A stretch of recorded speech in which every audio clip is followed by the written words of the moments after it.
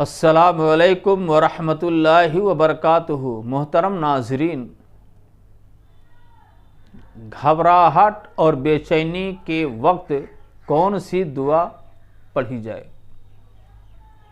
اس تعلق سے مذہب اسلام میں ہمیں رہنمائی ملتی ہے۔ ہمارے نبی صلی اللہ علیہ وسلم جب بے چین اور بے قرار ہوتے تھے تو کون سی دعا پڑھتے تھے، اور آپ نے کون سی دعا پڑھنے کا حکم دیا ہے، آئیے ہم دیکھتے ہیں۔ حدیث ہے، سنن ابو داؤد کی حدیث ہے، حدیث نمبر ہے 3893۔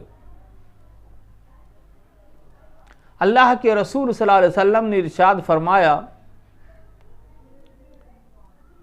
کہ گھبراہٹ کے وقت، بے چینی اور بے قراری کے وقت، الجھن کے وقت تم یہ دعا پڑھو: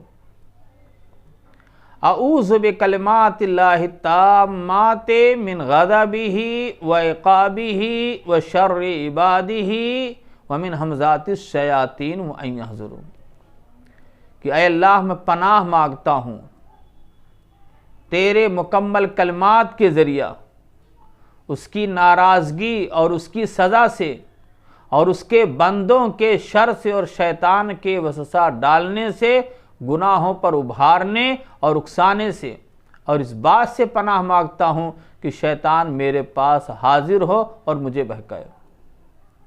بہت ہی جامع دعا ہے محترم ناظرین۔ رات میں کسی کو نیند نہ آئے، گھبراہٹ ہو، بے خوابی ہو، الجھن ہو، تو ایسے موقع پر پیارے رسول کی بتلائی ہوئی یہ دعا ہمیں ضرور پڑھنی چاہیے، تاکہ ہماری بے چینی، ہماری بے قراری، ہمارا ٹینشن، الجھن اور ہماری بے خوابی دور ہو سکے۔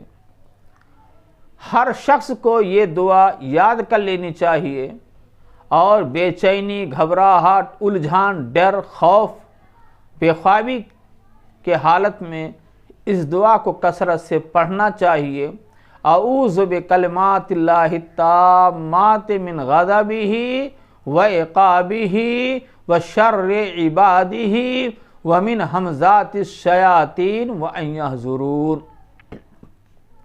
اللہ سے دعا ہے کہ اللہ تعالی ہم لوگوں کو یہ دعا یاد کرنے اور گھبراہٹ، بے چینی، بے خوابی کے حالت میں اس دعا کو کثرت سے پڑھنے کی توفیق عطا فرمائے۔ آمین۔ والسلام علیکم ورحمۃ اللہ وبرکاتہ۔